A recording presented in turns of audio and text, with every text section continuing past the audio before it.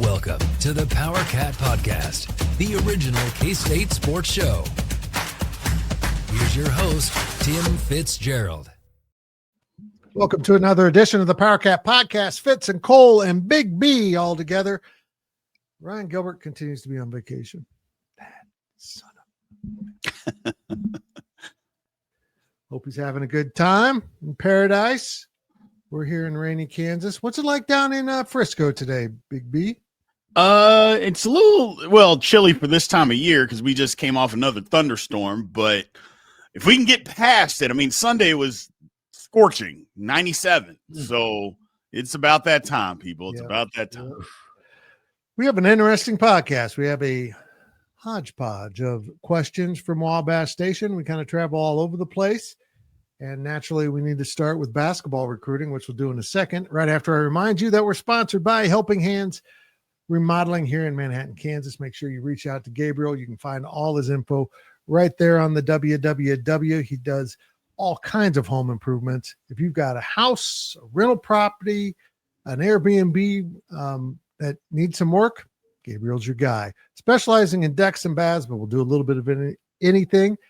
Reach out to Helping Hands Remodeling. He's worked on my house and will again this summer. Okay, boys, let's get rolling. And El Camino Cat just takes us right into the deep end of the pool. If you missed out over the weekend, I guess it was Memorial Day, PJ Haggerty indeed finally announced he's headed to Kansas State. How much it costs is a whole different topic. But here we go with the question from El Camino.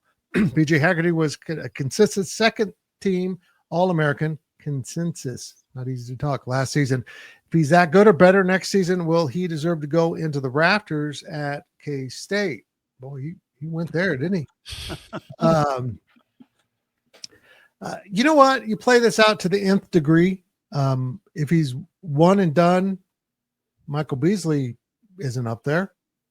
That's a hard number to pass. The greatest college basketball player I've ever covered. And I covered Blake Griffin and Kevin Durant and others.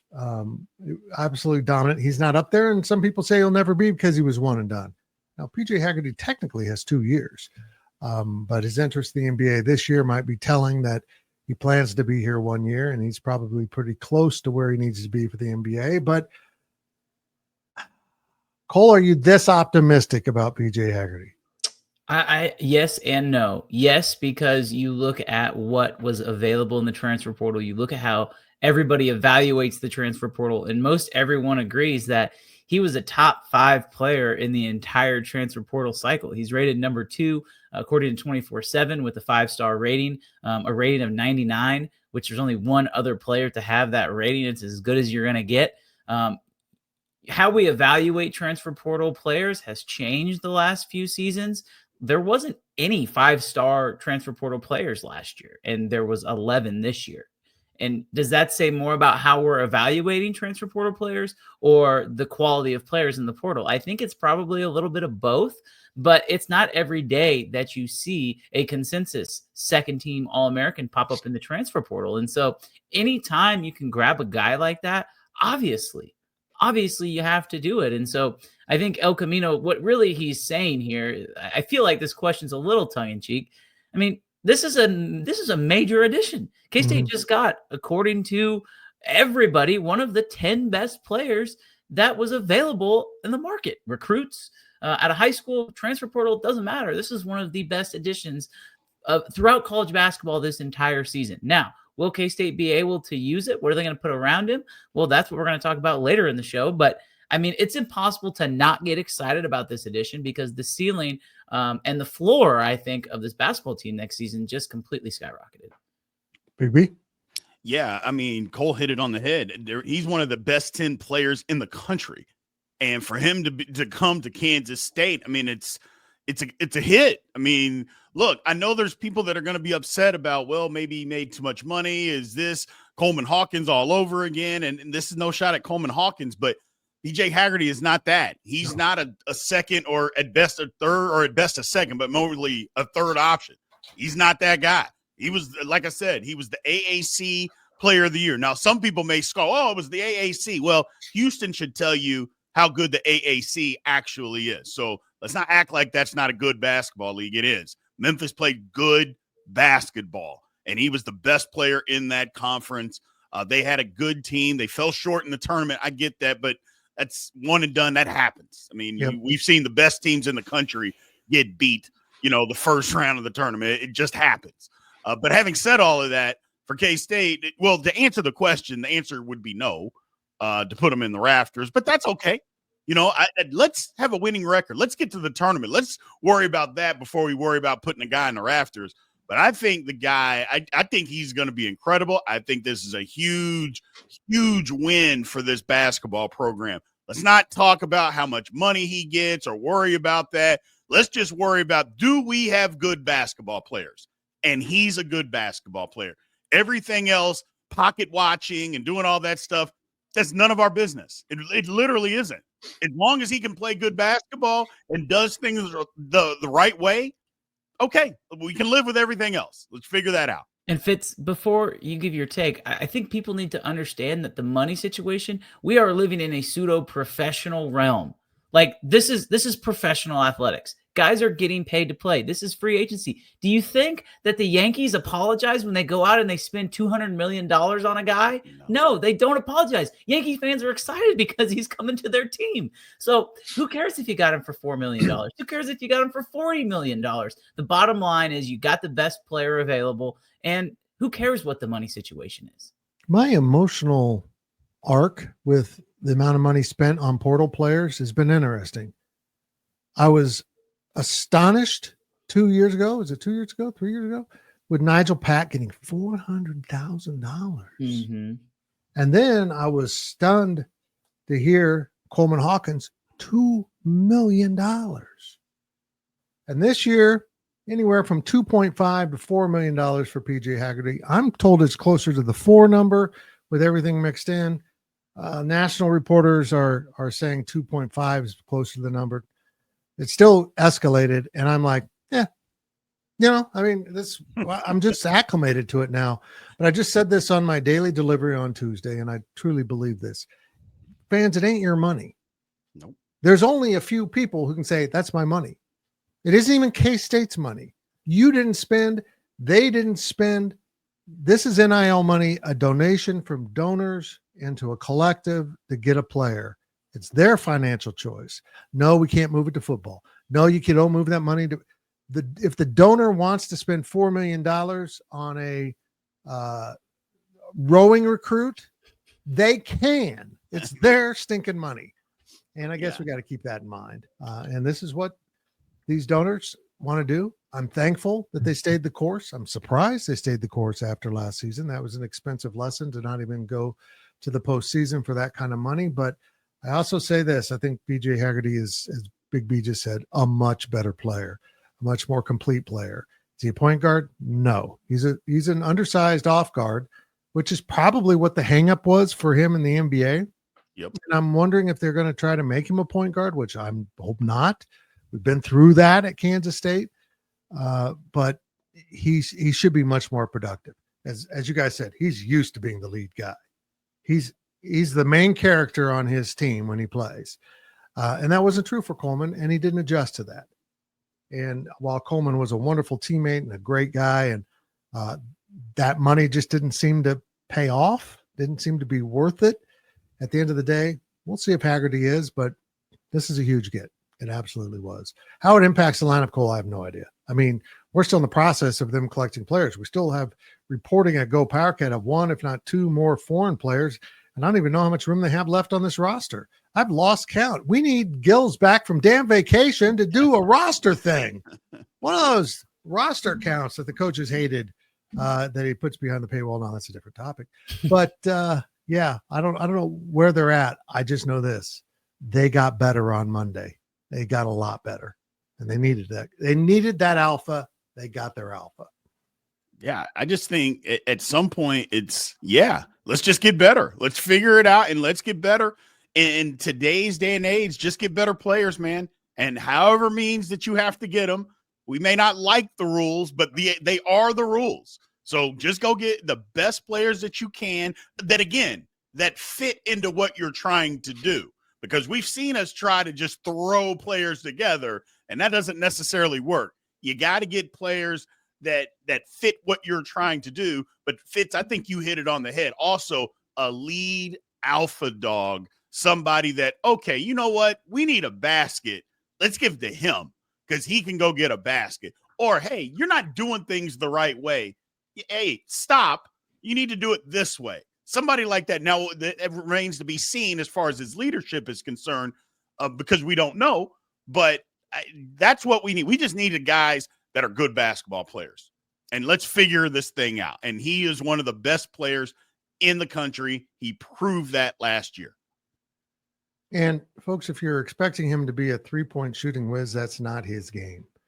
He is a break down the defense, take it to the rim, lead the fast break, get in the open court. He probably fits exactly what Coach Driscoll is going to bring to the Kansas State program in going fast and beating the defense down the court, attacking the rim, and then shooting threes. This is something I'm hoping they can fix. Big B, he's one of those guys that when he squares up his shoulders to shoot the three, his hips are over here. Yeah. He's got his body rotated. Never works. I hope they can break him of that. But it's that outside shot is not the natural thing for him. But boy, can he finish at the rim. Oh my goodness. He takes contact. He shoots from angles. I don't think since Jacob Pullen and then Barry Brown, we've seen a guy that can do that so efficiently. Those two dudes would get shots up and you're like, I don't know how that got to the board, let alone the rim, let alone the net. And that's what PJ Haggerty is. And that is exactly what this team needs because, when you're bringing in players that can shoot the three, you got to get him the ball in the right place at the right time. And he's capable of that. We'll see. Next up, what do we got here? From Call Me T22, what piece does the basketball roster need to finish the roster? I lean towards a rim runner who can defend the 5, but that's just me. I kind of agree with that, but I'm also, guys, intrigued. They're going to get a rim runner, but it's if they find a really good like 6'11" shot blocker who can't get up and down, I don't think they'll go for him. I think the David Gasson model is the one thing that has really worked for them. A guy that can defend adequately. He got better at it in the post, but can absolutely run and beat the defense down the floor. They need a big guy, and I'm going to say it. I think they need a true point that is a little bit more advanced than David Castillo. If that works out, okay. But I know that the German guy they're looking at is that 6'7" wing guy again, more like a Coleman Hawkins, although a little bit different player. But yeah, I'll be interested to see what they do. Thoughts? I think that they just need to go out and get the best basketball players that are available. Like, that's a very cop out of an answer. I don't care if it's a guy who's 6'4". I don't care if it's a guy who's 6'7". I don't care if it's a guy who's 6'10". Whatever guy you think is going to A, have lots of buy-in, and B, be able to fit your model, that's who you need to go get. Instead of looking for a typical player, because that's what they did last year, right? They saw Ugo and Jensen, and they said, here's our center. It's this guy who's going to be able to block shots. He's going to be able to score the ball in the paint. He's going to be our center. And it just didn't work out. So instead of trying to make somebody who they aren't, go get somebody for who they are. And I think that that's what they've tried to do this offseason. They've seen players and they've said, we really like your game. We are going to fit our game around you. That's what they're doing with PJ Haggerty. That's why they brought in Matthew Driscoll. That's why they brought in these guys, is because they like their game, how they were at their old schools, and they are going to find a way to let them use those skill sets at Kansas State. I really like the offseason. Will it work? I don't know. But to answer his question, I don't necessarily think they need a rim runner. I think they should go get whoever they believe is a good basketball player. Agreed. Big B. Yeah, they definitely need basketball players. We touched on it. But you got to have some size, obviously, but just go get guys, like you said, Cole. Don't try to make somebody what they're not. If they're in the transfer portal and you like them for what they were currently doing. Yeah. Yes. Don't try to change that. And if what they're doing doesn't fit what you want them to do, then don't bring them to Kansas State. It doesn't make any sense to do that. Just, hey, this guy, he does what we like. We need a guy that's 6'9" that can run, that can block shots, a guy that's 6'11" that can do that. Or if he's not that person, then just pass. It's okay to just pass, instead of trying to oh, well, everybody was asking about this guy, or 2 years ago, he was a 5-star recruit. I've said this over and over again. Once you leave high school, those star ratings mean nothing after you've played in college athletics. It means nothing. And you could be the best player in the country. Once you play college basketball, if you can't play, that's what we remember, is that you can't play. It doesn't matter that you were the best player in high school. So forget all of that. And I feel like K-State got caught up in that a little bit. I don't think they're doing that this year. And Fitz and Cole, we've talked about it before, is just go back to just getting guys that fit what you're trying to do, the best possible guys, don't get me wrong, but fit what you're trying to do and figure it out that way. Don't go and just say we're going to get the best basketball players and just try to throw them together and see if it works. Guess what? It doesn't. And nobody does that. No, I mean, well, I take that back. John Calipari used to do that, and he left because Kentucky, they ran him out because it wasn't working. It literally wasn't working. And Kentucky had had enough. Yep. And if they can do that in Kentucky and say enough's enough, we need to start getting some more continuity, we can absolutely do that at Kansas State. I think they're doing that. I want to applaud them that this is the first step in doing that. But I like what you said, Cole. Don't get people just because, and try to fit them into something that they're not comfortable with doing. If you like them, then you like them because of what they're currently doing, and just let them do that. Period. It's simple. I don't know. I never played with Legos, but it seems like if you just get a bunch of Legos, they may not fit together. And you got to get them that fit together so you can build something. They can be great Lego pieces, but if they don't fit, they don't fit. And it's the same with a roster. And I think that's where they've missed. They just haven't had a team that has been cohesive from top to bottom since that first year. And hopefully this will get it done. We'll go Colorado Cat. Everyone asked about Iowa State and the first game. Might you all discuss the football schedule in depth and talk about key wins and worrisome losses / struggles? Someone want to start here? Can we talk about why the first game is so important? Yeah, and why? I mean, that's the thing that I look at is like everyone asks about the Iowa State game because it's a really important football game. Don't get me wrong. It's awesome that it's being played in Ireland. It is awesome that it is week 0. But the reality of the situation is Iowa State is probably going to be a top 5 team in the Big 12 this year. Kansas State has the potential to be a top 5 team in the Big 12 this year. You're looking at 2 really good teams that are taking off league play. So I think people ask about this game because it's a really important football game. Now, if you lose, it's not the end of the world. But if you lose, not only are you starting off the season 0-1, but you're starting off conference play 0-1. And you're kind of starting in a hole as opposed to starting with the pole position. So, yeah, I think it's a really important game. It's not the end-all, be-all. Kansas State can still lose that game and still make it to the Big 12 championship game 100%. But if they win that game, it really does help them moving forward. Yeah, I agree. Iowa State starts at August 23rd in Dublin. North Dakota Army at home the next 2 weeks. No week off in between Dublin and coming back to Manhattan. And then they go to Arizona on a Friday night, take a week off. They got UCF coming in, go to Baylor, have TCU coming in, go to Kansas, have Texas Tech coming in, go to Oklahoma State and Utah, and then finish with Colorado after Thanksgiving in Manhattan. It's an interesting schedule, Big B, but Cole's right. It all hinges for me on that first game. If you want to achieve everything you want to achieve, you don't go fumble that game because I think it impacts the rest of your season more than just a loss. But there are a number of games on here.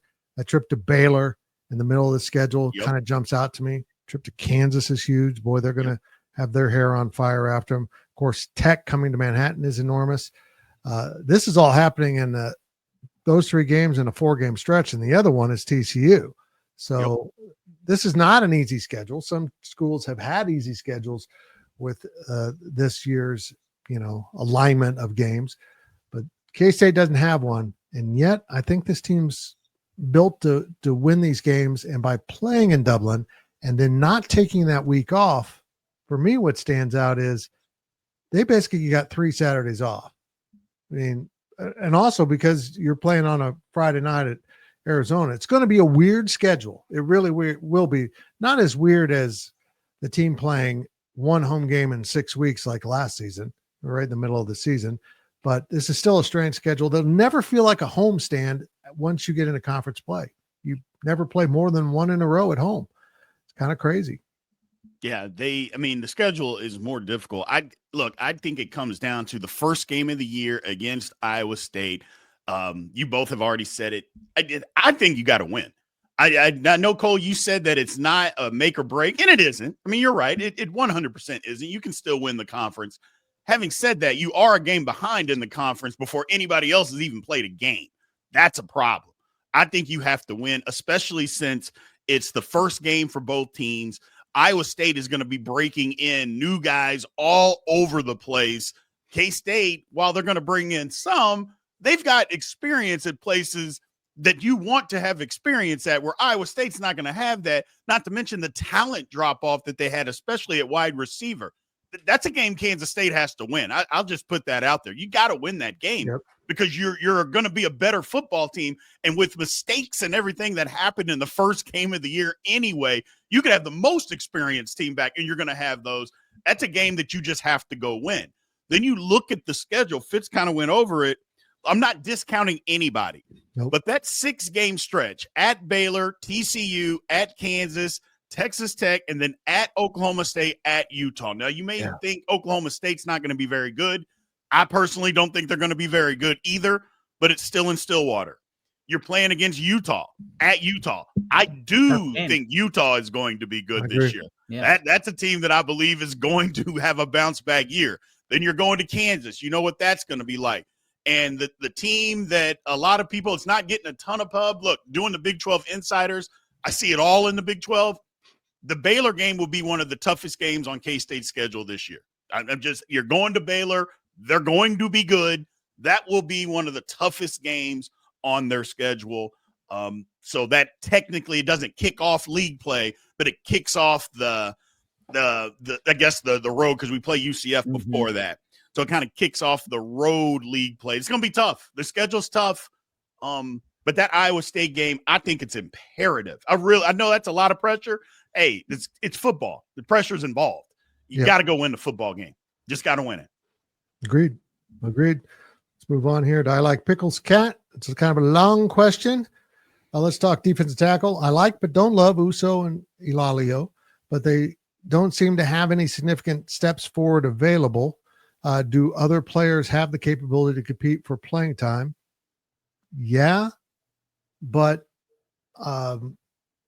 not probably ahead of those two. Mm-mm. And Pickles, I'm with you. I like them both. But I've said this before. If K-State wants to contend for a national title, you've got to be bigger, stronger, and faster at the heart of your defense. And that is the hardest place to get the players. If K-State's ever going to spend NIL money, it needs to be on two positions out of the high school ranks. So they've done it with one, quarterback. The other is defensive tackle.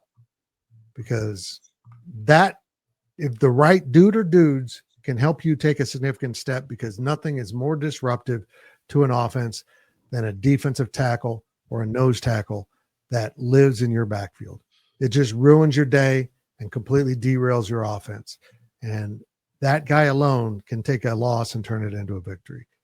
I think they have a guy who can compete for playing time. And Pickles brought him up in his original question. It was a little long, but that's Malcolm Alcorn Crowder. And I don't know if you guys recognize that name. He redshirted last year. There was some drama around him. He didn't show up. People thought he was going to show up in the spring last year. He didn't show up in the spring. We're like, what's going to happen? Oh, he's back. Shows up in the summertime, puts on 10, 15 pounds. He's listed at 6'6", 305. He was a junior college guy. He's from Whitman, Massachusetts, played at Butler Community College, was a stud there, got offers from a lot of schools around the country, including Florida, Houston, Miami. So he was a big time recruit, NC State as well. So there were schools that wanted him, and he didn't really click at Kansas State. I think that there were some questions about, is it worth it playing him 3 snaps a game, 4 or 5 snaps a game? Or we could save a red shirt. And obviously they decided to save a red shirt with him, and he's going to come in, and I think he has a chance to see a lot of playing time because they don't have those big, gigantic guys. Uso's big. He's not 6'6", though, guys. This guy is a plug in the middle, and I really think that he is going to see some playing time, and it wouldn't surprise me to see him surprise some opposing coaches, because this is a large man who Kansas State has not had in the middle of their defense since really Joe Klanderman has been defensive coordinator. Yeah, I'm gonna put an asterisk on him. I got to see it to believe it. Mm-hmm. I heard enough, I don't want to say bad, but uninspiring stuff about him from football camp last year and in the season, that he was overweight, wasn't aggressive, didn't have that motor. And Big B, what's it better to recruit someone that maybe physically isn't as big as you want, but has the motor and the desire, or go get that guy that has the body, has the speed, and if he gets his weight off to a perfect amount, but he doesn't necessarily have that motor, and you're going to have to get him to do that. You can't make a guy bigger, but can you teach him how to play harder and get that kind of anger you got to have at that position? I mean, you can try to beat it into him, and when I say beat it into him, you can line him up and have offensive linemen just destroy him. Now that's the old days; those are old tactics, Fitz. That they would line offensive linemen, two of them up, just double team him into the dirt.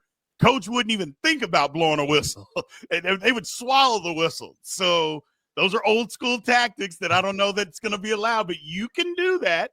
But if we're being honest about it, now there's two parts to what you said, Fitz. Has the size if he gets the weight off, because somebody that's overweight isn't disciplined enough, and that's the problem. Yeah. Now somebody that has the size and, he's in shape and maybe he just doesn't have the motor, that's a different conversation. That's a different player, if that makes sense, because somebody that's overweight, then it's like, okay, well, you don't have the discipline to be in shape. Then how are you going to have the discipline to do what we want you to do? Just because you have the size and the ability, we can't use that. Versus a guy that's undersized a little bit, that's going to have the motor, that's something different. You would want that guy.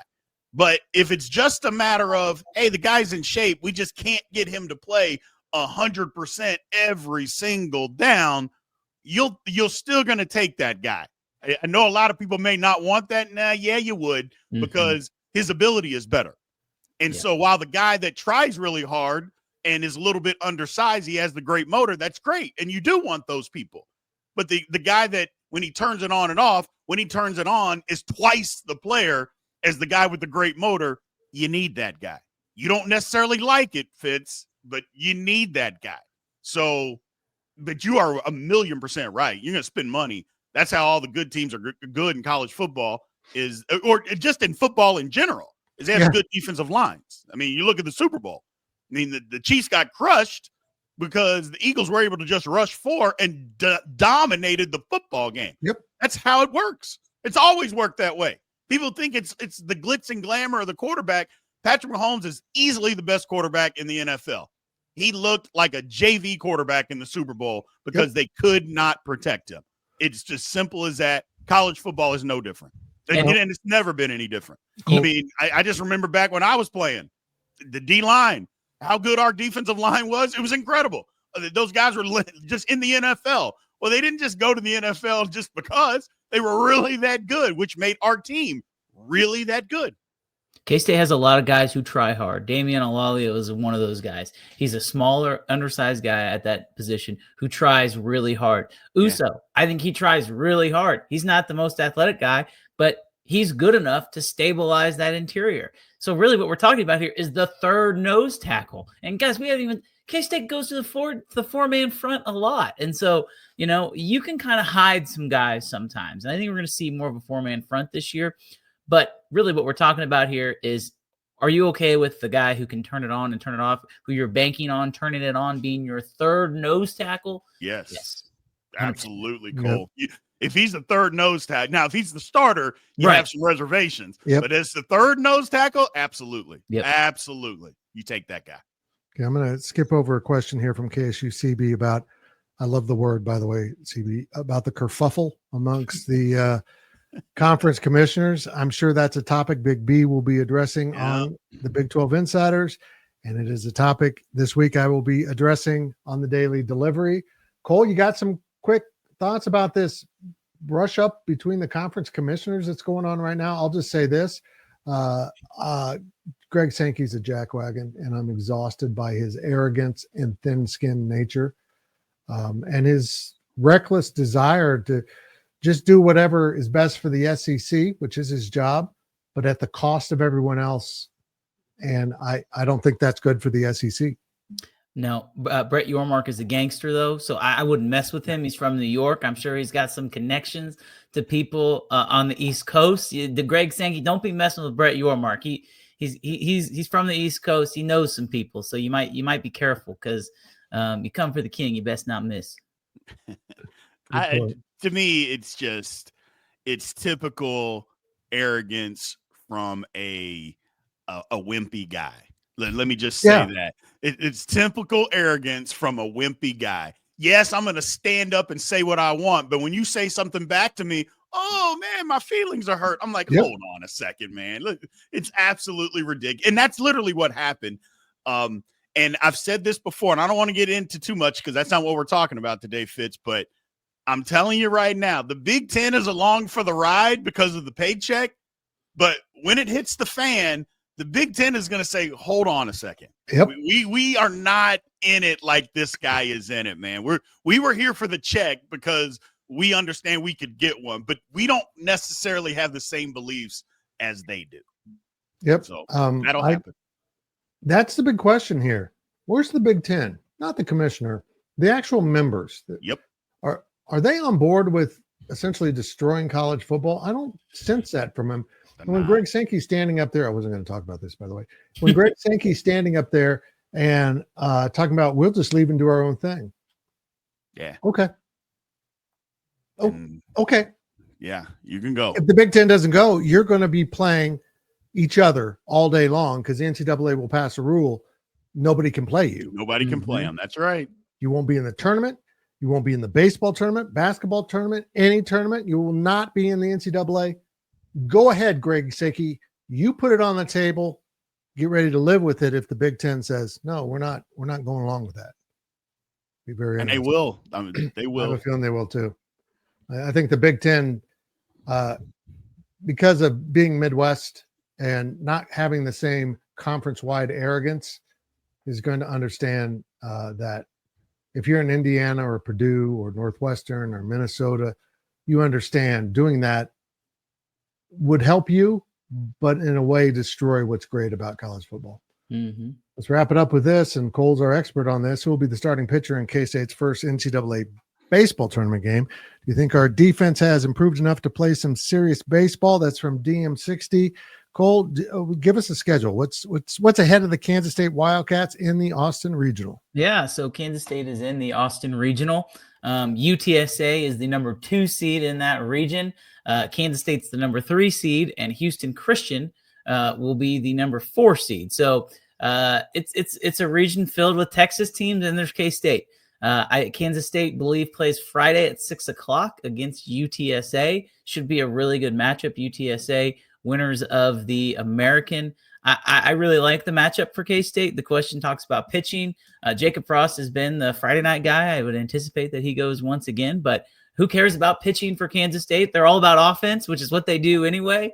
So I think that K-State has a really good opportunity. You look at some of these other regions, Fitz, I don't know if you watch much of the selection show, but it's fascinating because the way that the NCAA baseball selection committee does it, they really don't base it off of matchups. It's not, this is like in basketball, you've got your 56th best team versus your 55th best team or whatever it is, however that breaks out, regardless of where the schools are. They try and make those 3 and 4 and 2 seeds all fairly regional. Mm-hmm. And so it's like eventually TCU has to go out to Oregon. Well, that's not regional, but you look at the bracket, most of it is. And so K-State actually, I think, ended up in a fairly good matchup against UTSA compared to some of the other 2 seeds. They were one of the last 4 in, which I was a little surprised about. But that's why Pete Hughes scheduled Arkansas and LSU and TCU and Michigan and all these Nebraska, 3 games with Nebraska, who ended up making it into the tournament. So I like K-State's opportunity. It's going to be real tough to come out of that region because Texas is the number 2 team in the country. But obviously, The two programs are really very familiar with each other, and there was a lot worse places to be playing than in Austin. I don't think that atmosphere is going to be nearly as good as it was last year in Arkansas. Obviously, K-State advanced out of that regional. So that's your crash course. Should be fun. First pitch is 6:00 on Friday on ESPN+. And Arkansas got Kansas this year. Right. Which won't surprise me if they win because they're really good this year. Yep. But Big B, let's talk baseball a second because the Big 12 got 8 teams in. None of them are hosting. That essentially means out of the 64-team field, none of them are in the top 16. Yes. Look, Cole, I don't follow baseball that closely, but that seems absurd, particularly when we're talking about strength of schedule. The Big 10 gets in 4 out of, I don't know how many actually play baseball in the Big 10, but 18 members overall, and 2 of them are hosting. Yeah. 2 of the West Coast teams, but come on, man. I mean, that doesn't make sense to me. And I think it's another shot at the Big 12. And I don't understand. I didn't think baseball would be the place where we'd see this again, but here we are. I mean, it's almost like they based it on weather. Yeah. Like where the hottest places were going to be is where the host schools were going to be. It's like I just didn't. I don't know. Again, I don't follow baseball that closely, but I follow it close enough to understand. Look, warm weather obviously has an advantage, but at the same time, you can't tell me that no Big 12 team deserved to host a regional. I'm not going to buy that. I don't care what anybody says. I'm just not going to buy that. Here's the thing. Tennessee lost their last 5 conference series. I want to say they lost 7 out of 10 conference series in the entire SEC slate. They won the national championship last year, and that's why they're hosting this year. Correct. They're number 15 in the country. They're the 15 seed. They're hosting. They should not be hosting. There's no reason why TCU isn't a host. You look at their strength of schedule. You look at what they did in the Big 12 and in the conference tournament. They should be hosting. But once again, because they're not there, it's not even that they're not a name brand. It's because they're not in the SEC. Because TCU is a blue blood of college baseball. Because they're not in the SEC, they're not going to host. SEC got 13 teams in too. That's crazy. Insane. And it is the best baseball conference. It's got the ideal weather. It's got a recruiting ground, and yeah, they're really good in baseball. But come on, man, it's incredible to me. But when's that first game, Cole? Friday. Friday is the first game, double elimination. So K-State, even if they lose that game, they'll have to come out on the backside. But if they win, they're likely to Texas on a Saturday. Very good. That's it for the PowerCat podcast. We appreciate you coming along for the ride. We'll be back next week. Heck, who knows? Maybe Gilbert will get back and we'll do another podcast. I doubt it because I'm not sure I'm going to let him come back. I think we can all agree on that. This has been a GoPowercat.com and Spirit Street production. Please support this show by subscribing to this YouTube channel or follow us on your favorite podcast platform.